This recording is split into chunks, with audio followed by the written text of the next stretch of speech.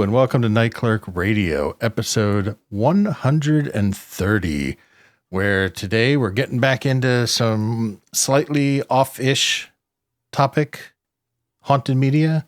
Off topic, and it's not vaporwave, but it's haunted, which is extremely on topic for us. We're doing Vermis, which is a series of books and now a soundtrack, which I guess is the threshold it needed for us to actually do an episode on it, because we've been talking about this for years, for a game that doesn't exist. So, Ross, we're in that realm of like media that doesn't exist. So how did you come across Vermis, and why do you want to talk about it today? I heard about Vermis shortly after the first book came out, because it started making the rounds in RPG circles and, you know, people just talking about how cool this book is. And the book is published by Plastiboo, who is also the author, an Italian company publisher that makes it. And basically this is Hollow Press is the name of the company, and the artist, his name is Plastiboo. And it's a Vermis, the official guide to the game, and the game is it doesn't exist. So it's a game guide to a fictional fantasy role-playing video game, and it's very good because like it has this incredible like low resolution artistic aesthetic for the art, and the style of game. It's clearly an homage or heavily influenced by the From Software sort of brand of fantasy role-playing game, where I think there's a interview with the artist and author who talks about this is a exercise in world building. Boy, isn't it. It is 128 pages, or at least there's two books now, but the first book is 128 pages, talking about everything from picking your character class to going on this dark fantasy epic journey, to talking about bosses and monsters and dungeons that you'll go through, and the ending of the game. But it's done in this very vague style that sort of implies and has allusions to things rather than talking directly about, like, you need to time your dodge rolls to defeat the Goblin Knight. You know, it's very... here's the maze for the labyrinth. Yeah, exactly. Like the riddle of the two coins and stuff like that. So, yeah. So it's in the style of a video game guide, but doesn't really closely ape it. It's a fascinating exercise in creativity, and because like I don't know about you, but I did grow up, reading video game guides, and now today I spend more time watching YouTube videos about video games and actually playing them. Deep dives into particular games, and watching high level players, do speed runs or high level competitive matches in certain games. And I still play video games, but like I do appreciate, immersing myself in games that I don't have the patience or the skills to play through. Like a lot of those FromSoft games are just, not that I couldn't beat them eventually, it's just it would be way more frustrating. It's just like way more satisfying. I thought you played a bunch of, so that was just... I beat Elden Ring, but I played... Okay, that's what I was thinking of. Yeah, I have beaten Elden Ring and Bloodborne. Okay. And I played a bit of Dark Souls 3, but I paid like the Elden Ring DLC I got, and then I was like, this is going to be way too frustrating for me. I tackled like one of the first big bosses like maybe 15, 20 times. Like this is just, for one thing, it's one of those giant bosses that's like the camera breaks, and so I can't see what's going on when I get too close to it. And it's just like, this is, no. You're supposed to know what's going on. Yeah, I do not want to memorize my parry window timing to that kind of degree. So that's Vermis in an overall sense, and it's become kind of this cornerstone. It's become very popular. They've reprinted it numerous times, and they've done a sequel book, and they've done prints, and now a soundtrack. So, this came out in, I think, 2022 or 2023, I bought it in 23, I think. And I just, yes, I even ran a game of Monsters and Other Childish Things on our PPR where the players were kids who were sucked into the world. There is a guide into Vermis, and they had to get their way out. That's right. Yeah. I do remember that. Yeah. So it's 100% my jam, and I'm glad they finally released some music so we could do an episode on it. That's cool. Well, so that partially anticipated my first question, which was if you were a game guide kid in the 90s. Oh, sure. Yeah. Because, yeah, totally. I was too. Not like all of them, but definitely for games I really liked. So I was trying to think of like which ones were the ones I remember the most. And it has to be two. There's this like big ultimate strategy guide to Metal Gear Solid that absolutely ruled because it was a little spoilery, of course, but I'd already beaten the game probably once or twice by the time I got it because I played that game a lot. Yeah. I'm trying to think of other ones. And there's this one, I cannot find evidence of its existence, but I know I owned it. I swear to God damn it, which was like a strategy guide. It was like an advanced tactics guide for Doom 2. Ooh. Because Doom 2 had the co-op online where you could play like 4 people. And like, I distinctly remember this book thinking it was so cool when I was like 13, like 12 or 13. Yeah. Cause Doom 2 was like 95, 96 ish. It was like right before Quake came out. But it had like all of like full descriptions of something no one's ever going to do in Doom 2 if you're playing with friends. But it was like full military tactics of how to like 4-man clear a room. Oh my God. That's amazing. Of like, person 1 goes in and goes left, checks this left corner and then moves their back to the corner while 2 comes in and goes across and all this stuff. It was like really, really detailed, like militactics stuff. Oh, that sounds felt amazing. so hilariously out of place where you just open up a door and shoot a BFG into every room. So, maybe a little bit probably written by a weirdo, but yeah, Doom was my jam because there's also all those Doom novels I read all the time.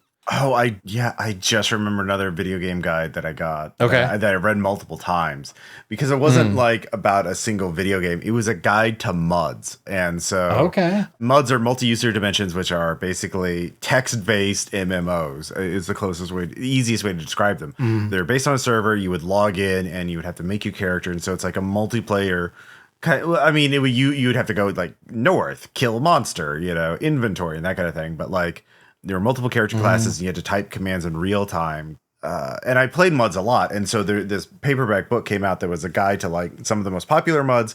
And they would include just long sections of transcriptions of fights, like between like players fighting this giant monster. It's just like, you slashed the vampire for massively. And and I just read that. I was just fascinated because like I played MUDs, but I wasn't very good at them, because I was a kid. And so I didn't know what I was doing. And so reading these descriptions of, high level players taking out big monsters is very cool to me.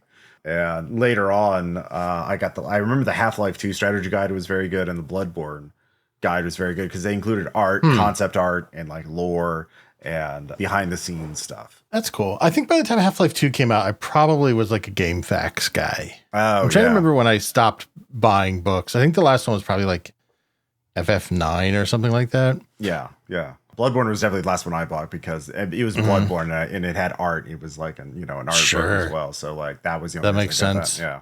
That absolutely makes sense. It's just interesting because I never really transitioned into like video game like Let's Plays or anything beyond occasional either watching them as a joke, like we watched all of the Shield PlayStation game Let's Play movie night. Yeah. Or like speedruns are interesting to me if they're like if the run itself has interesting tech or it's a game I know really well. I don't otherwise watch like a lot of Let's Plays or like streamers or anything. So it's kind of interesting to get back into revisiting what this book was trying to do. Yeah. I do like the lo-fi art a lot. Like everything looks like dot printed, like stippled, Yeah. And there's, limited color. There's like greens and reds and blues here and there, but also it's a lot of beige, a lot of just shading. It also, obviously the art's much more advanced, but it was sort of interesting also in this era of gaming. It was like OSR. It was like that 80s fantasy tabletop RPG. Like Morkborg, which we've talked about before, kind of appeals to like in a different way. Yeah, it's definitely adjacent to Morkborg. Yeah, sure. But Morkborg is like a game, this is a guide to a game. But it's just interesting because it does in the end, I would say the only, not really criticism, but the only thing is that at the end, it kind of felt more like an art book than like an actual, like, I don't know, like simulacrum of a guidebook. Yeah. That'd be the only thing. Because it is limited on text, and like those strategy guides were so goofy. They're like, you have to walk down this hall and then go over here and talk to. It'd be cool to have like a bit more of that, but that's hard because you're basically just designing a game at that point. Because if you're designing the solution to the game, you're designing the game in some sense. So I understand why it doesn't do that, but The art itself is cool to look at, and I love all the little characters. You got a Ratman, big fan of Ratman. Come Ratman, yeah. Yeah. Yeah, that's the thing. Yeah, it does start out very game guide heavy because it's like, pick your flesh. Yeah. You know? Yeah. Which flesh is your flesh? Are you the good or the bad flesh? Yeah. Evil flesh. I think and you could choose, and there's like a waste of life character class that is very much an homage to from soft games that always have like, here's the pathetic guy that as level 1. So he's not, you can level him up, yourself instead of like having a pre-built character that's like at level 10 or whatever. So that I like, but yeah, it does get abstract, but it like thinking about it, rereading the book, I thought to myself, this is actually kind of like just a different way of telling like a fantasy narrative, like maybe not like a full novel, but it's especially as it gets towards the end, it gets more philosophical and, spoilers for the ending of the book. I really like the ending of Vermis because, you wake up and it never like gives you very clear direction of like who you are, what you're doing, or why you're going on this quest. But at the end, you start out in a well and you get your way out of the well. You're on your journey, but you go through all these adventures and go through this labyrinth, and eventually you find another well.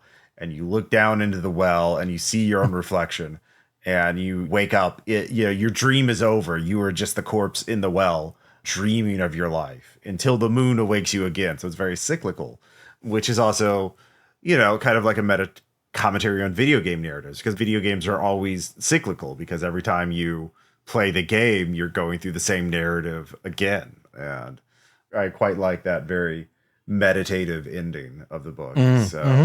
Yeah, it's a fascinating piece of fiction, and it's also one of those things like, oh God, why didn't I think of that? That's such a good idea to make a game guide to a game that doesn't exist. So much easier than making a game. Yeah, well, it's also like... No, it's not. I'm kidding, but it's like... Yeah. Rules are hard. Yeah. Well, it's just like such a good idea that you could go be so creative. I mean, and so I'm not surprised it's responded with such a, I think they say on their website something, this is it's 9th printing or something like that. So they've sold quite a few copies. My copy is the 4th printing, and I ordered it pretty early after it came out. So, and in fact, one of the things that's interesting about it is, do you know the YouTuber Super Eye Patch Wolf? I know of them. You've mentioned them before. Yeah. My partner, Maddie, is a huge fan of them. I've watched some of their videos. And he's one of these YouTubers who does these video essays that are 2 hours long or multiple hours long. And he's got 1.8 million subscribers. But if you look on the Vermis page, there's a couple of videos that they link that, are video previews, reviews, questing beasts. And then the Super Eye Patch World is the bizarre world of fake video games. And the thumbnail says, this does not exist. So it's a 2-hour video talking about fictional video games, because this has like been done in other things, in other formats, like we did the soundtrack. Like one of our very first episodes was like the fake Resident Evil game soundtrack. Yeah, exactly. But people made like ARGs and puzzles and like videos of fake games. And a large part of this video, Super Eye Patch Wolf, is talking about Vermis. And it's a 2-hour video. It's got 2 million views, almost 3 million views. And let's see here. One of the points he makes is video explaining the ARG has way more views than the actual ARG. So, people like reading the thing about the thing rather than playing the game itself. So like, there's this, I like games, and okay, reading about this video game guide or whatever is very cool, but I would never play this game if it did exist. Because I know there's just video games that I'm glad that they exist, but I never play them myself, like Dwarf Fortress, Fear and Hunger.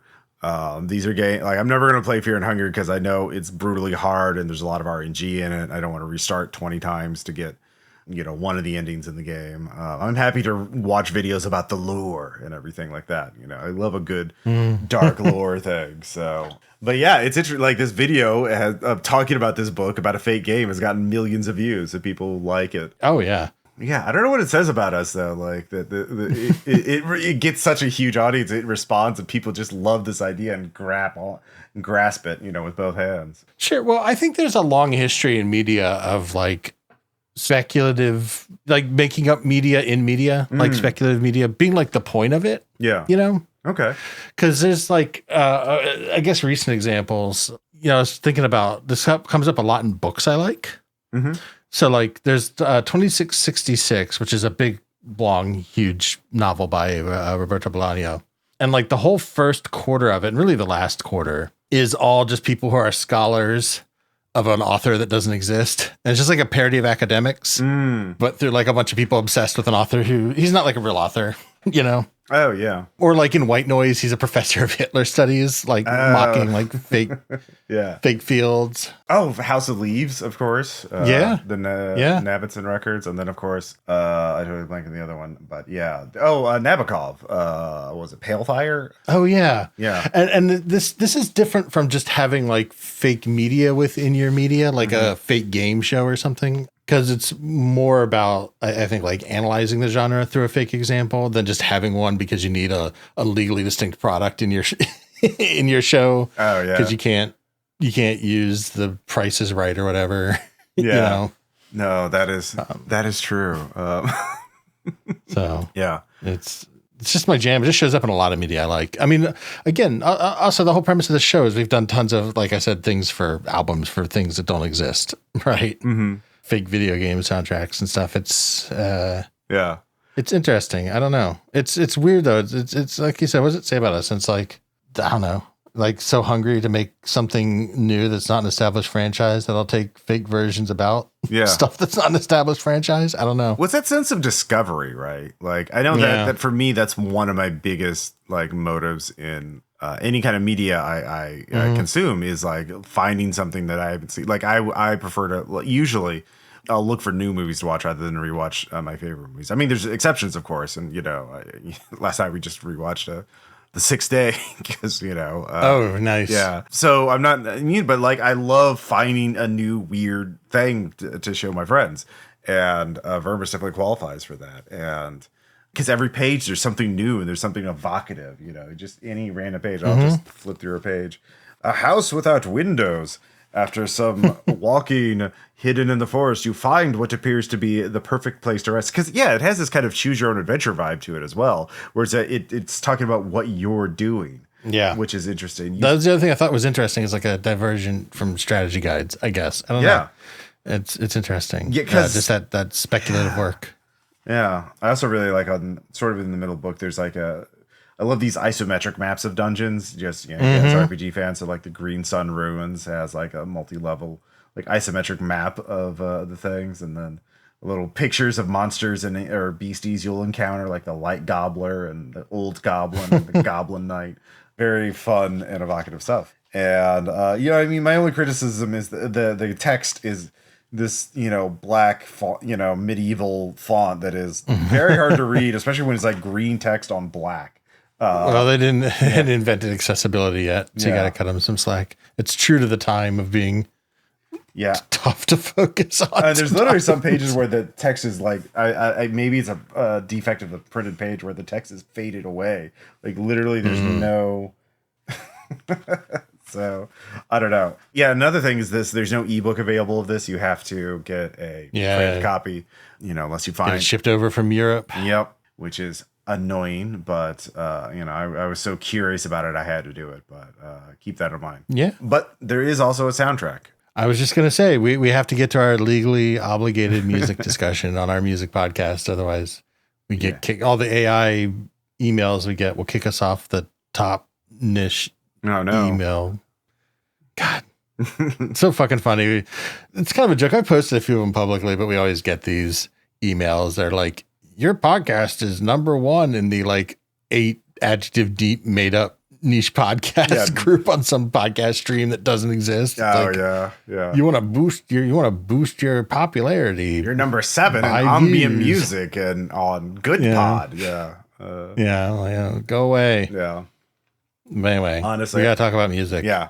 Sorry. And I prefer those over the AI written messages. Hey, you do a music podcast. Would you like my guest to talk about his blockchain powered music app or whatever? That's not a joke. That's the thing we've got. It's like Steve Djokovic can tell you how blockchain interfaces with vaporwave, and it's like, God. Anyway, hey, you know what? That's also media about something that doesn't exist because those fucking people are real.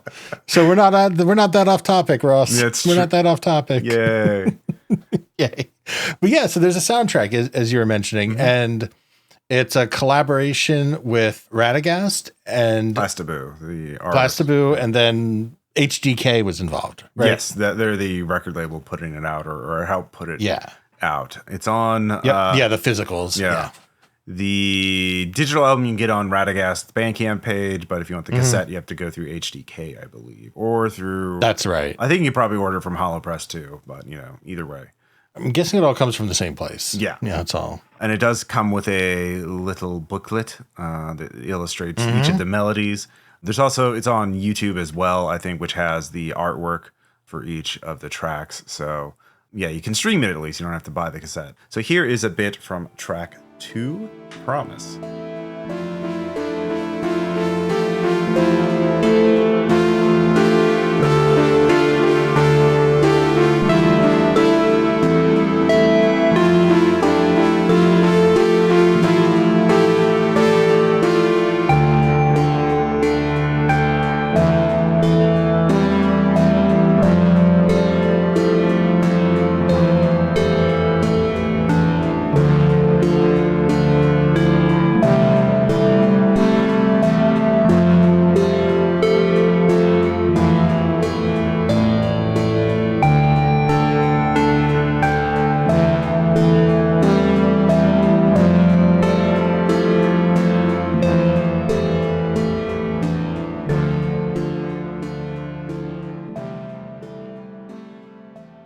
So yeah, this is a very nice Dungeon Synth album, unsurprisingly enough. It's very one of the things that I thought just overall, like especially this sample, it's very reminded me of Baroque chamber music. It's very elegant, very, more complex melodies and structure than we, not just ambient soundscapes with a couple of effects, which, some Dungeon Synth albums are, which this makes sense given the album, or given the topic of this, epic dark fantasy quest.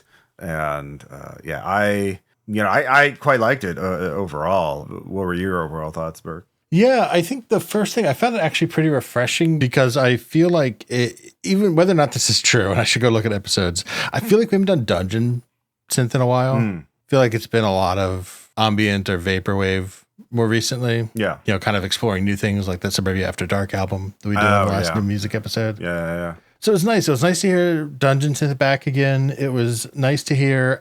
Radagast, I know they've come up on the show in some other capacity, either like another compilation with HDK or something. And I'm just blanking on it. And I'll go search through our notes for the name. But yeah, that like Berlin sound of synth, like it kind of goes into a little spacey. And what you're saying with like part of that genre is just those more, to use your term, like Baroque melodies, just like nice classic melody driven, great synth sounds. It was just, really good atmospheric music. And it's just, it was just nice. It was a nice break from some of the stuff we've been listening to.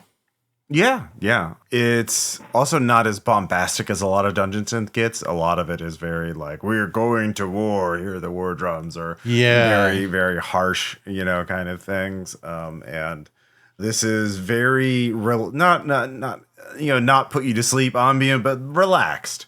Like it's more leisurely. But like I said, it has a lot of interesting structure to it. And it does get a bit sci-fi towards the end, or in various places. There are some sort of, for example, in track 8, Breathing Labyrinth. Let's take a listen.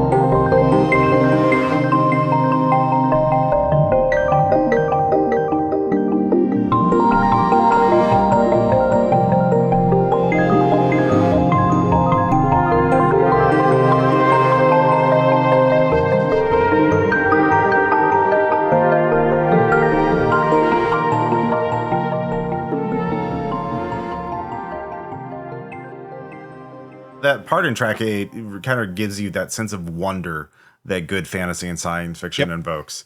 And I I enjoyed that quite a bit. And yeah, it's a really nice accompaniment to the book. I did listen to it while I reread Vermis. And Yeah. I think it thematically maps with the like dovetails with the book really nice because you're saying a lot of dungeons that we listened to in the past has been like, oh, we're going on an adventure and we're going to war and whatever. And the book is not really like that. So it's nice that the music is not like that either. Like they're both very exploratory and like fantastical. Yeah. And like kind of like wonders of like, oh, what's going to happen next? Like, where is this going? Like, what are we doing here? But still like a little dark. Like Vermis is obviously not like a happy world, right? Because you got people in like, looking at this class, you got rat men, like I said, and you got people wearing like torture devices as armor and look to be in generally uncomfortable clothing and perhaps on the unhygienic side of history. Yeah, this is definitely in the From Software. Like, this is like a world that has faded and has been worn down over millennia. Like everything, it is more of a grave than an active world. There's a lot of really cool little bits talking about like again, there's just this random world building stuff like the Vagrant Grounds, these stone little pillars that you tie ropes around in order to show that you've gone there. So if you find a stone pillar without any rope around it, you know that this is a dangerous and unknown path that no one's taken before or very rarely. And it's a haunted, empty world. Like, and the only people left behind are in the process of dying or have died and are ghosts or undead or something like that. Yeah. It's funny because it's very different genre and there's not a lot of overlap. But the other thing that popped into my head, maybe because I was thinking about how I haven't played it at all, which is rare for me, is like Diablo is kind of the same way. Like it's not a hard game, you know, or like a challenging or dark game in the way like a FromSoft game is. But it is also this like shitty fallen world where like your biggest cities have a population of like 30 and like it's just miserable because you're always getting killed by demons. Yeah. And shit. It just kind of sucks. Yeah. It just sucks. Yeah, dark fantasy, you know, like our best days are behind us. That we're in the age of ruin and woe. Which is a long-standing thing. Like you can go back to like not, even Lord of the Rings is like, oh, this is the third age. Or the first two ages were way cooler. All the elves left, and it kind of sucks now. Yeah, where the elves are about to leave after we deal with the war. Are about to leave. Yeah, but like,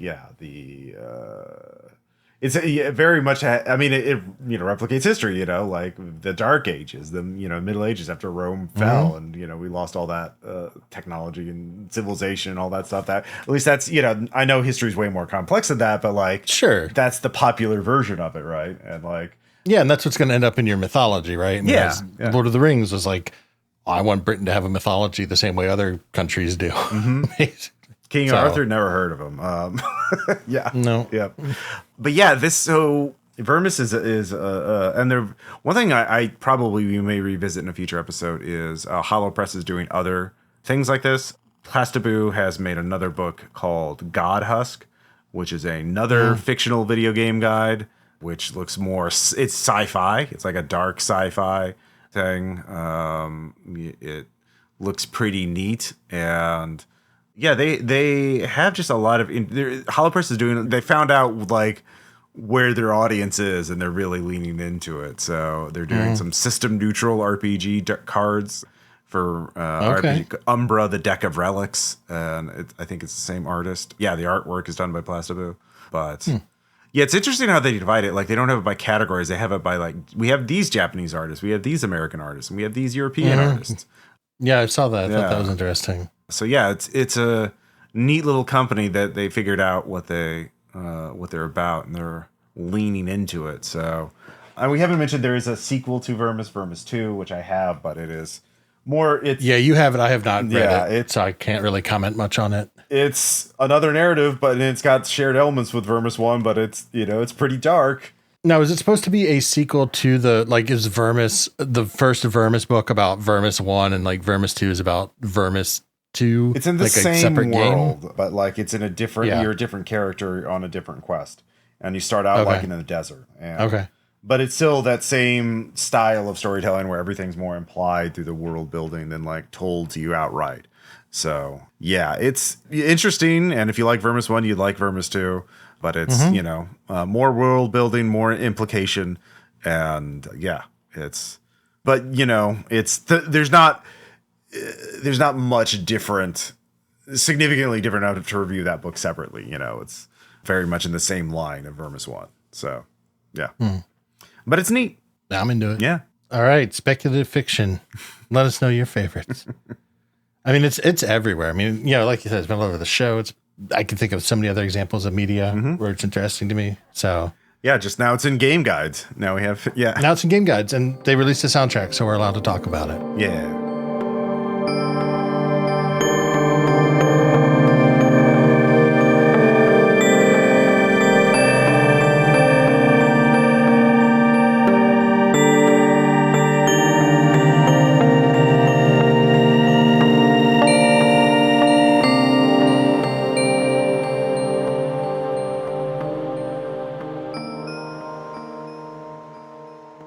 Thank you so much for listening.